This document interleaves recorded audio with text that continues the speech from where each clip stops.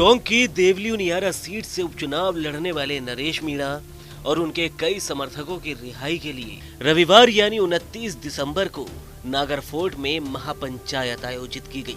नरेश मीणा उपचुनाव के दिन एसडीएम के साथ हुए थप्पड़कांड के बाद से जेल में बंद है। टोंक के नागरफोर्ट में हुई महापंचायत में सरकार को 10 दिन का अल्टीमेटम दिया गया है।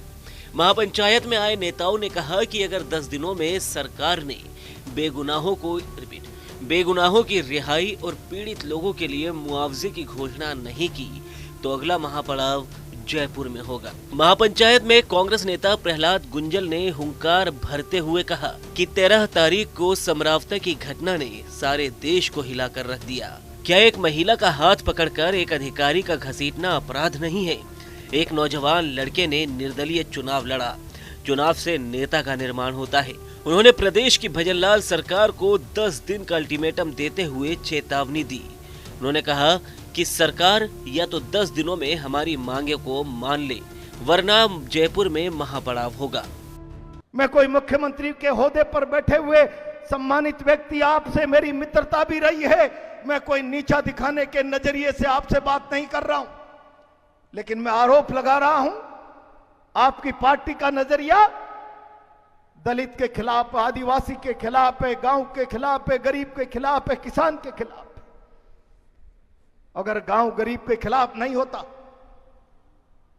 मैंने देखा अभी खाचरियावास जी कह रहे थे किरोड़ी लाल जी का सीमेंट फैक्ट्री आंदोलन, खाचरियावास जी आपने उस आंदोलन को देखा होगा। प्रहलाद गुंजल उस आंदोलन में 25 दिन तक भरतपुर की सेवर जेल में रहकर आया था।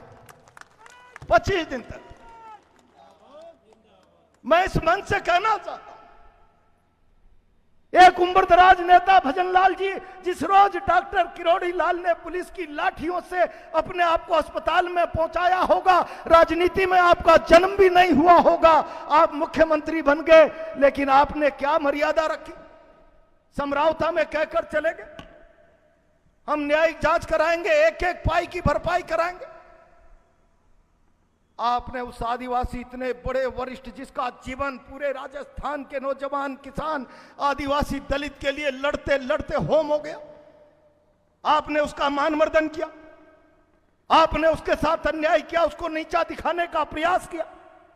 सिर्फ गुंजल ही नहीं बल्कि इस महापंचायत में कांग्रेस नेता प्रताप सिंह खाचरियावास ने भी भजनलाल सरकार पर जमकर निशाना साधा।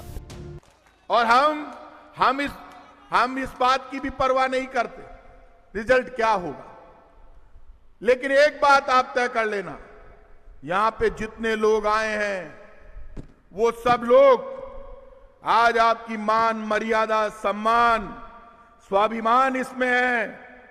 मैं समरावता गांव गया था, मैं उस गांव को सलूट करता हूं, सलाम करता हूं। ऐसा गांव मैंने पहली बार देखा है जहां इतने मर्द लोग रहते हैं, जहां की मां बहन बेटी, हर मां बहन बेटी रानी लक्ष्मीबाई है। क्या बात करते हो आप? एक के भी माथे पे सिकन नहीं, इतना जबरदस्त आंसू गैस के गोले चल गए। आप ये बताओ, मैं समरावता गांव गया, अब अपने यहां तो आप जानते हो पूछने वाले बहुत। मुझे एक जने ने कहा, भाई साहब थांगे पे पुराना दिन को नहीं रिया, मैं क्यों हाल बुढ़ापो को नहीं आयो यार, जवानी बाकी है, तू चिंता मत कर। बोले आप इतना दिन लगा दिया, मैं इतना दिन लगा दिया ना। मैं डॉक्टर किरोड़ी लाल जी और जवाहर सिंह बेडम आया गांव में। डॉक्टर साहब के मेरे बहुत अच्छे रिश्ते हैं, मेरे खास हैं डॉक्टर किरोड़ी लाल जी।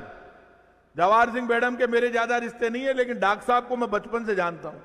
डॉक्टर साहब आदरणीय भैरू सिंह जी के चेले हैं और भैरू सिंह जी मेरे बड़े बाप हैं। मैं बचपन से उनको जानता हूं। मैंने उनका सीमेंट फैक्ट्री का आंदोलन देखा है, लेकिन मुझे पहली बार दुख हुआ कि डॉक्टर किरोड़ी लाल जी के ऊपर भजनलाल भारी पड़ गया। दुख हुआ मुझे इस बात। तो वहीं महिपाल सिंह मकराना, जो कि करणी सेना के राष्ट्रीय अध्यक्ष हैं, उन्होंने कहा कि अगर न्याय नहीं मिलेगा तो हम छीन न जानते हैं। मैं करणी सेना चलाता हूँ, विकलांग सेना नहीं चलाता। लठ मारना जानते हैं और लठ मारने की हिम्मत भी है।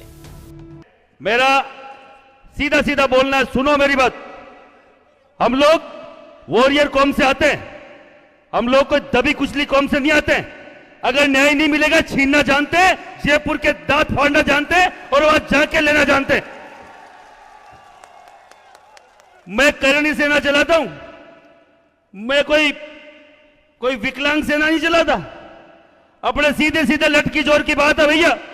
अगर नाटक करोगे तो नरेश मीणा ने क्या बोला था, प्रशासन अगर लठ बरसाएगा तो हम भी लठ मारना जानते हैं, और लठ मारने की हिम्मत हम में है कि नहीं है? तो लड़ना सीखो। ये अब क्या न्याय लेने के ट्रंप के पास जाए क्या, भाई साहब हमें न्याय दे दो? कहा जाए? इनको ही तो बोल रहे जो न्याय देने वाले यही है। जयपुर 100 किलोमीटर तो है। मैं आपके इस मंच से बोल रहा हूं सीधा सीधा, मुख्यमंत्री महोदय आपका 1 साल बहुत बढ़िया निकले और आगे 4 साल भी निकले, पर आपके ये 1 साल के ऊपर जो दाग है, ये समरावता कांड, इसको धो लीजिए। नहीं तो अगर हम दिल्ली जयपुर आए तो वो दिन सही नहीं रहेगा प्रशासन के लिए और सरकार के लिए। और हमने एक बार नहीं, हजारों बार करके दिखाया कि नहीं दिखाया।